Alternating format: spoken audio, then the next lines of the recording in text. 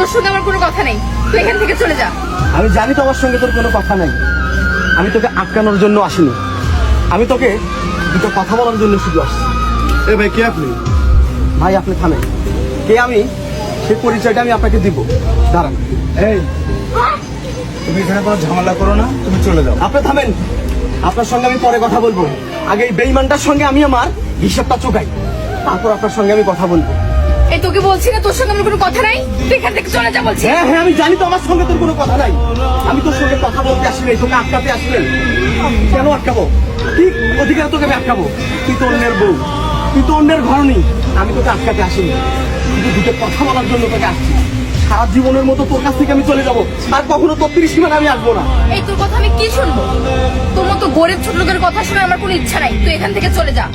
আমার বিয়ে হয়ে গেছে, তারপর তুই এখানে কেন আসছিস? যা এখান থেকে চলে যা। আর তোর তো যা বলার তুই আমাকে বলে দিয়েছিস, তুই তারপর কি জন্য আসছিস? যা চলে যা। হ্যাঁ, আমি তো চলেই যাব।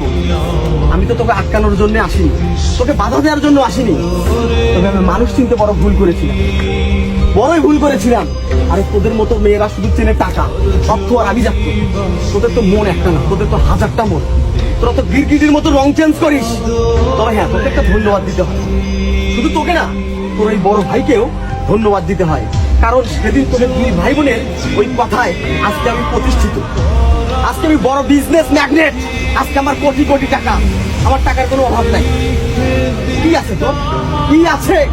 আজ আমার এত বড় কোম্পানি আছে, আমি আমার কোম্পানির একটা গাড়ি বিক্রি করলে আমি তোর সমস্ত সম্পদ কিনে নিতে পারবো। কোথায় তোর সে অহংকার? দেখবি টাকা আমার, দেখবি আমার কত টাকা, কত টাকা লাগবে তোর? নে এই নে টাকা, আর লাগবে এই ব্যাগ ভর্তি টাকা আছে। টাকার বিছানায় আমি এখন শুয়ে থাকতে পারি। তবে কি অপরাধ ছিল রে আমার? বল, কি অপরাধ ছিল আমার? আমি তো তোর জীবনের সঙ্গে জড়াতে চাইনি, আমি তো তোকে ভালোবাসতে চাইনি। তুই আমাকে মিথ্যা স্বপ্ন দেখাইছিস, তুই জোর করে আমার সঙ্গে সম্পর্কে জড়াস।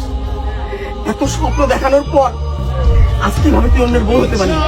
কিভাবে আমাকে ছেড়ে তুই অন্যের ঘর করতে যাচ্ছিস? বলতে পারবি? তুই বলতে পারবি?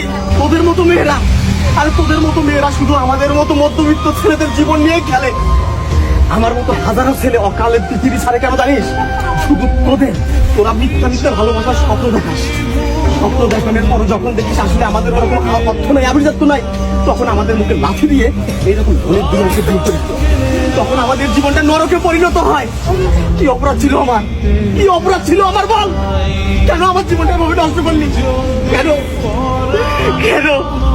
এই শোন, এই, তুমি এসব বাদ দাও তো, তুমি চলে যাও এখান থেকে। আপনি থামেন, তোকে আমি একটা কথা বলি। হ্যাঁ দাঁড়াও। আপনি দাঁড়ান, আমার কথাগুলো আমাকে বলতে দেন।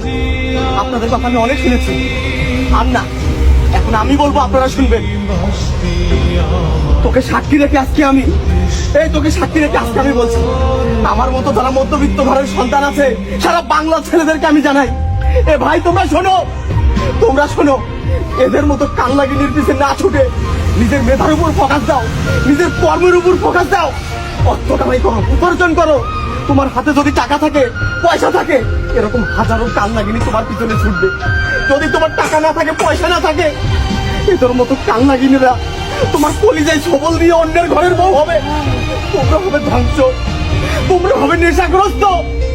দুঃখ কষ্ট সহ্য করতে না পারে পৃথিবী ছেড়ে ওপারে চলে যাবে, ওপারে চলে যাবে। তবে শোন, তোকে আমি আবারও একটা ধন্যবাদ জানাই। তুই আমার সঙ্গে যেটা করেছিস, এটা যদি তুই আরো 5 বছর আগে করতিস, আমার ক্যারিয়ারটা আরো অনেক বড় জায়গায় যেত, অনেক বড় জায়গায় যেত। তোকে আমি আর আটকাবো না, তোকে আর আমি আটকাবো না, আর আটকাবো না। তবে আমি একটা জিনিস ভালো চাই, আমার পকেটে যদি টাকা থাকে, তোর মতো হাজারটা কান্নাগিনি টাকার পিছনে ছুটবে, টাকার পিছনে ছুটবে, টাকার পিছনে ছুটবে। দেখো মাম্মি, আমি এই মেয়েকে আর নেবো না। কি বলিস? হ্যাঁ মা। তুমি এসব কি বলছো? দেখো, ওর সঙ্গে আর আমার রিলেশন নাই, ছিল কিন্তু এখন তো নাই, এখন আমি তোমার বউ। এসব কি বলছো তুমি আমাকে? এ কথা বলিও না। আমার বোন যতটুকু বয়সে ভুল করার সেটুকু ভুল করছে। ও হয়তো বা ওর পিছনে ছুটছিল, আমার বোন কখনো ওর পিছনে ছুটে নাই। সেখান থেকে আমি বলতেছি আমার বোন ওকে নিয়ে একটুও ভাববে না, তোমরা সুখে শান্তিতে থাকো, সেজন্য আমি দুজনকে তোমাদের এক করে দিছি। তোমরা এটা নিয়ে কোনো জ্ঞান না বাড়ায় তুমি ওকে মেনে নিয়ে চলে যাও ভাই। হ্যাঁ বাবা, সেটাই ভালো। মা তুমি যখন বলছো ঠিক আছে, ঠিক আছে।